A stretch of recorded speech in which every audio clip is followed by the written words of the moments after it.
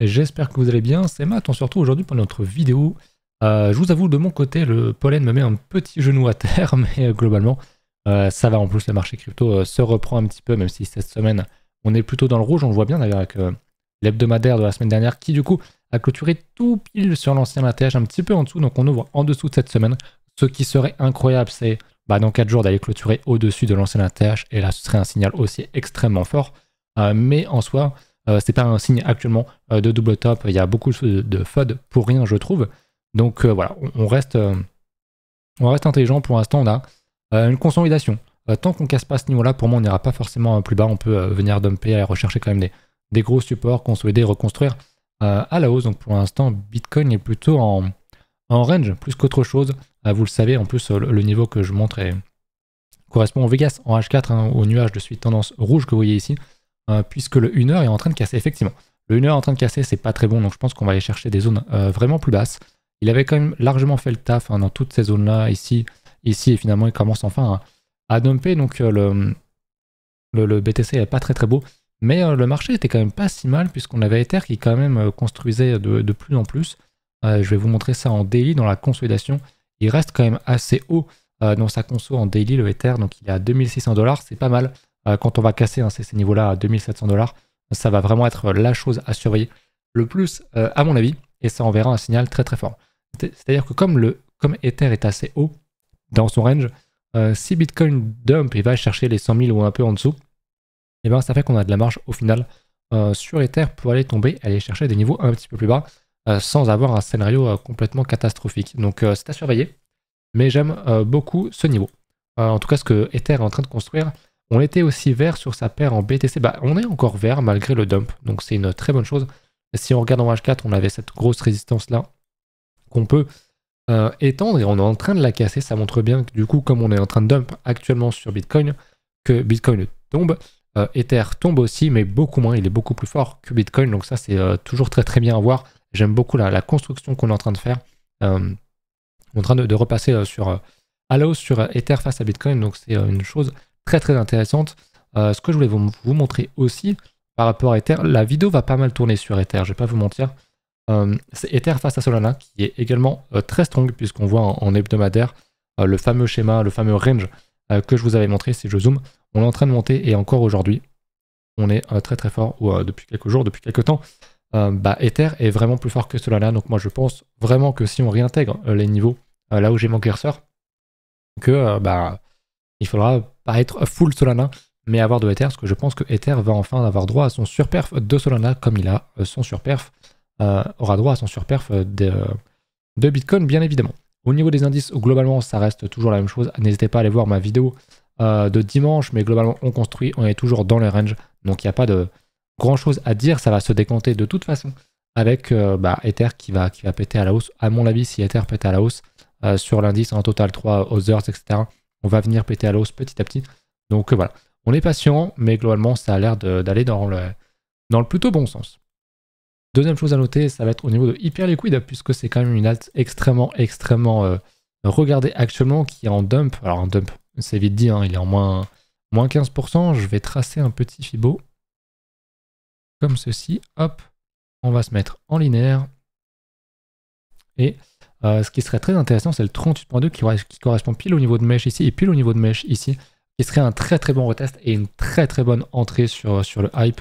Donc il y aurait encore un moins 16% à échopper. Honnêtement, si on revient rechercher ce niveau-là, pour moi c'est une des dernières entrées qui sera possible. Il a fait un gros mouvement, le hype. Impossible à rentrer dedans, je l'avais déjà dit, on n'avait jamais retracé vraiment suffisamment, même pas le 38.2 pour pouvoir rentrer. Et là, on est peut-être sur un retracement, le début d'un plus gros retracement. Alors peut-être qu'il n'ira pas chercher ici les 28$, mais s'il y va, pour moi, c'est une entrée où j'irai sans doute avec un petit levier selon le cash que j'aurai de disponible. Mais effectivement, c'est quelque chose que je regarde de très très près, puisqu'il est 11e, je crois, en termes de market cap. C'est quelque chose qui devrait aller facilement, je pense, dans le top 10. Donc il a encore un bel upside, je pense, devant lui. Même si on va chercher des niveaux beaucoup plus élevés. Voilà, c'est pas non plus des perfs de fou, mais ça me semble être assez safe, assez fiable.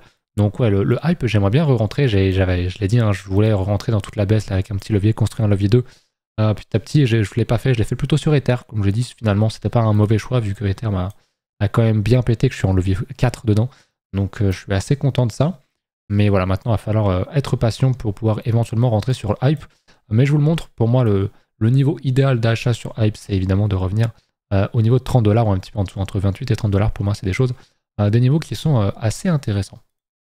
Deuxième point, le Toncoin qui vient d'annoncer un partenariat avec XAI qui vont intégrer donc Grok dans leur appli et qui est sur un très très beau niveau de retest. Comme vous le voyez en hebdomadaire, on est sur le niveau de 2022, de tout 2023, cette grosse résistance qui sert maintenant de support. On est dedans, on rebondit.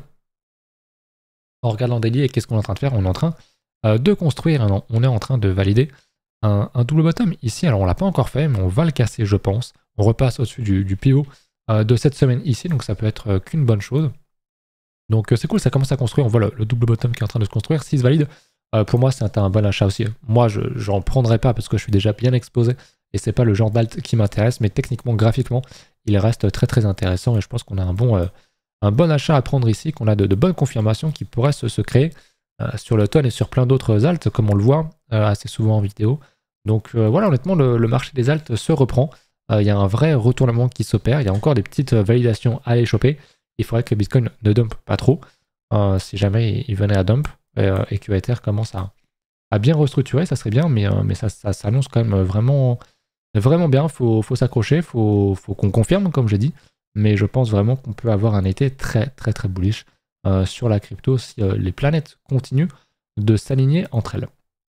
Au niveau de la dominance, on est en train de dump aussi forcément Ether tank pas mal Bitcoin, donc c'est forcément une bonne chose.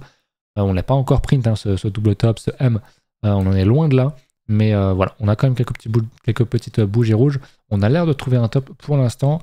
Ce qu'il faut, c'est surtout pas revenir recasser ici, refaire un plus haut, ça ce serait vraiment pas bon. Ce qu'on veut, c'est vraiment qu'on aille plus bas, rechercher des niveaux de dominance Bitcoin beaucoup plus basses pour pouvoir construire et voir nos alts se développer à la hausse et donc construire et valider leur structure de retournement tout simplement. Voilà un petit peu pour ça. J'ai pas trop regardé au niveau de BTC, je vous avoue, je vais regarder un petit peu peut-être sur du H4, voir un petit peu ce que ça raconte dans le marché. Mais globalement, je le disais, on est sur un range. Il y a l'open interest qui monte, on n'a pas de funding excessif, on n'a pas de funding négatif non plus. On reste quand même très très bas, donc il n'y a pas une euphorie. Globalement, ça se sent aussi dans le marché, ça se sent dans les stats sur les réseaux, ça se sent un petit peu partout. Il n'y a pas une grande euphorie malgré qu'on soit sur un ATH. C'est souvent comme ça quand on reteste un ATH et qu'on s'apprête à s'envoler. Les gens n'arrivent que quand il y a vraiment une énorme performance sur plusieurs semaines, plusieurs mois, et ils achètent souvent un top. Là, il n'y a pas grand monde, il faut bien se l'avouer. Et sur les alts, c'est un peu pareil. Il n'y a pas grand monde aussi parce qu'on me l'avait fait remarquer, effectivement, les alts se sont quand même bien fait détruire. Donc ça prend du temps pour revenir et reconstruire un petit peu un certain audimat. Au niveau des ETF sur BTC, bon bah ça continue d'acheter très très sévèrement, je vous le zoome. Bougez pas, voilà. On part très largement en ATH, on était à 40 000, on est à 44 millions, 44 000 millions d'inflows sur les ETF Bitcoin, c'est absolument stratosphérique. Vraiment, ça bat tous les records, c'est vraiment très très impressionnant. Au niveau des ETF Bitcoin, on est clairement sur un ATH qui part, qui s'envole encore et encore et encore, alors que le prix, lui, ne s'envole pas autant. Donc je pense que ça remplit les bagues un max côté investisseur, pardon. Là où sur Ether, c'est un peu plus timide. Mais bon, finalement, c'est quelque chose de normal, puisque Ether n'est pas encore en train de péter énormément. Mais je pense que ça va finir par venir quand Ether sera à 4000$. On va revenir sur Ether. Au final, les institutionnels paniquent aussi. Hein. On l'avait vu, les plus gros volumes. Il y avait des grosses accélérations au top et au bottom aussi. Il y avait des grandes baisses sur les ETF Bitcoin. Il ne faut pas croire que les institutionnels, c'est aussi beaucoup de clients de particuliers, et même les institutionnels font de toute façon des erreurs, sont sujets évidemment au FOMO, et marquent des tops et des bottoms en termes de volume. Mais voilà, quand Ether va revenir sur les 4000$, je pense que ça va pas mal s'accélérer niveau ETF et qu'il y aura une nouvelle poussée d'intérêt. Peut-être qu'il y aura de nouveaux ETF aussi. Ça parle pas mal de XRP notamment, donc ce sera à voir. Mais voilà, Ether, il faut surveiller vraiment maintenant ce range en daily qui est très très fort. Mais si on regarde le H4, j'aime beaucoup ce qu'on fait ici. On a une résistance qui a été posée ici, qui a vu un retest. On y retourne ici en faisant un nouveau petit retest sur une petite mèche. Donc si jamais on valide cette petite encoche là, ce serait vraiment bon, ce serait vraiment un signal très très fort. Et je pense qu'on pourrait percer dans la semaine. Mais voilà, il va falloir évidemment confirmer. On va être sujet de toute façon au mouvement de Bitcoin qui reteste un niveau important. Hein, donc pour moi, il est ici. On est sur une zone de support globalement qui est un peu plus élargie.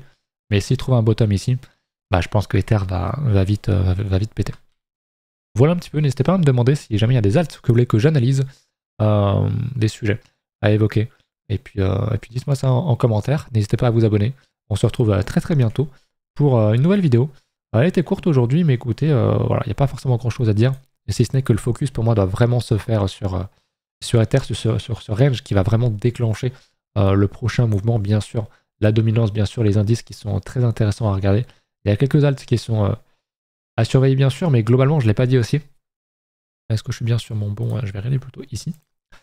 Sur mon bon template, il y a quand même la macro à regarder. Je ne vais pas refaire un point très très long sur les indices, mais on est très très fort. On est en train de ravaler les supports sur le SP et tout, donc les planètes s'alignent encore un peu plus. Ce qui est intéressant et très discuté actuellement, c'est les taux. Les taux qui sont également dans un range, on est à 4,9%. Il ne faudrait vraiment pas qu'on aille au-dessus des 5%, ce serait pas bon. On sait que Trump fait une grosse pression sur Powell pour descendre les taux, mais il s'en fout. Il ne subit pas la pression, il fait ce qu'il a à faire. Et donc, du coup, si les taux baissent, ce serait sans doute très très bon pour nos actifs à risque. Donc ça, c'est quelque chose à surveiller aussi. Pour l'instant, on est dans un gros range. Je vous dézoome ça peut-être même en mensuel pour voir, pour montrer qu'on est quand même dans une situation qui est quand même pas très bonne globalement. On est dans une consolidation horizontale, dans une tendance de fond qui est quand même très haussière. Donc c'est possible qu'on aille chercher les 5% et qu'on aille plus haut, ce qui serait pas bon, ce qui montrerait que il y aurait peut-être une certaine crise à arriver. Donc ouais, ce serait compliqué. Mais écoutez, on verra bien ce que le marché décidera aussi. C'est clair que si jamais on va plus bas, rechercher des niveaux un petit peu plus bas de taux, qu'on repasse dans les 2%, ce serait vraiment vraiment incroyable. Mais bon, on n'y est pas encore. On verra quand est-ce qu'on sort de ce range en hebdo. Vous voyez que c'est quand même très très long, on le construit déjà depuis 2022. Donc peut-être même qu'on va même pas en sortir d'ici la fin de l'année. Donc voilà, faut pas trop s'inquiéter de ça non plus. Tant qu'on casse pas les 5%, ça devrait être globalement ok. Voilà, sinon le dollar tombe, les indices montent, bon bref, tout ça, vous savez, j'en ai déjà parlé. Voilà, je vous laisse là-dessus. N'hésitez pas à vous abonner, à mettre un petit commentaire, à checker en description si jamais vous cherchez des liens pour vous inscrire à des échanges que j'utilise. Vous gagnez en remise de frais. Et moi aussi, il n'y a que les échanges qui y perdent, donc n'hésitez pas, ça me soutient. Et puis voilà, à la prochaine. Salut.